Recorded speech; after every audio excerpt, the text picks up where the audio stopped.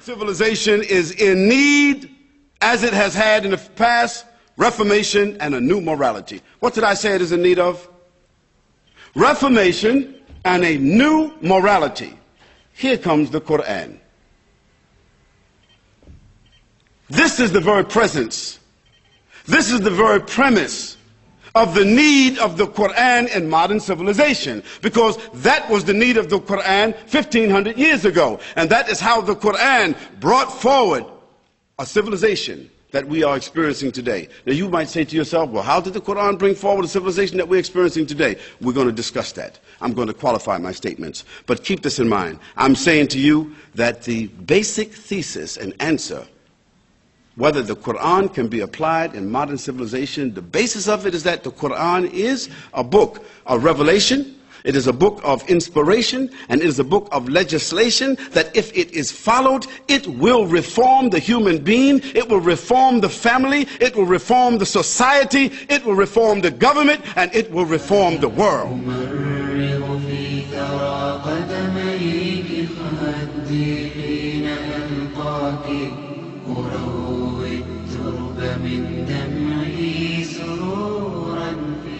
The woman that sleeps through the Fajr or doesn't perform her prayers, generally speaking, her family, they also will do the same.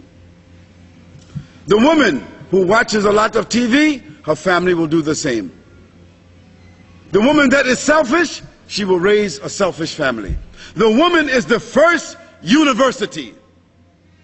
What she teaches the family, in most cases, the family will never unlearn it. They will carry it the rest of their lives.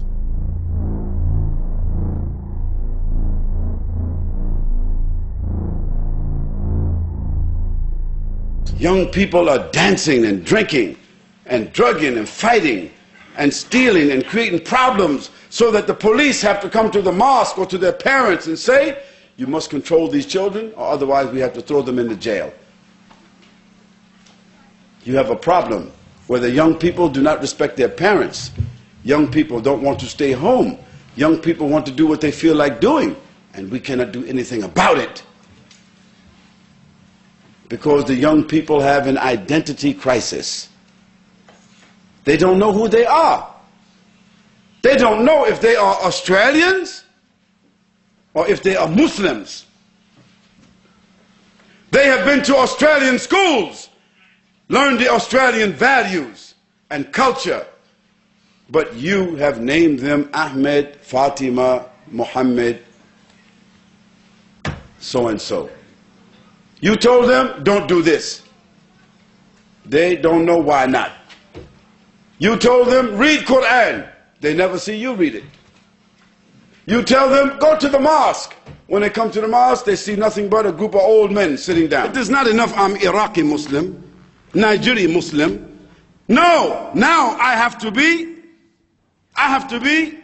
Sufi, or I have to be Salafi, or I have to be Sunni, or I have to be Shi'i, or I have to be Wahabi, or I got to be Alawi, or I got to be this or that. It's not enough that we are Muslims upon the Tawheed of Allah subhanahu wa ta'ala and Muslims upon the monotheism of Ibrahim alayhi salam, or that we are Muslims upon the Quran and the Sunnah. No, we have to distinguish ourselves from the other Muslims and we have to call ourselves certain names. Let's work like that.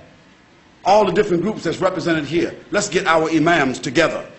Let's get the amirs that we set up, our chairmans, our leaders, let's get them together and ask them what's the deal. What's happening? What's the problem? Why you guys can't get together? Why you guys can't get together and choose whoever knows the most Quran, whoever knows the most of the Sunnah, whichever of you is the oldest among you? Why can't you guys get together and do that? What's the problem? If we don't ask them to do that, they won't do it for another 50 years. I mean, on the Jumu'ah we talk first, and then we pray last. On the Eid, we do it just the reverse. We pray first, and after that we're supposed to talk. The Muslims, after the prayer's over, after the Imam do all the takbirs and all that finished, he get up to talk, Muslims breaking out.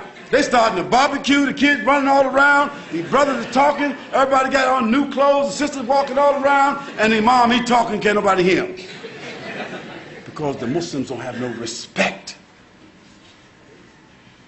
If the khatib of the Muslims had respect, he would tell everybody, everyone sit down. And they would be sitting just like this, and he could deliver to those 4,000, those 5,000 people as he's supposed to, but he cannot. You know, the Arabs, they don't like the Pakistanis. And the Pakistanis, they don't like the Arabs. You know, and the Africans don't like nobody.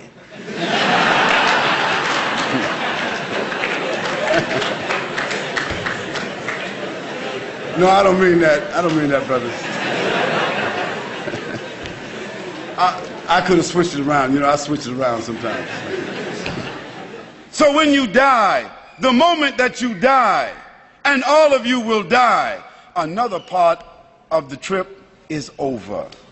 And that part of the ticket is torn off and is gone. You will not return back to this life.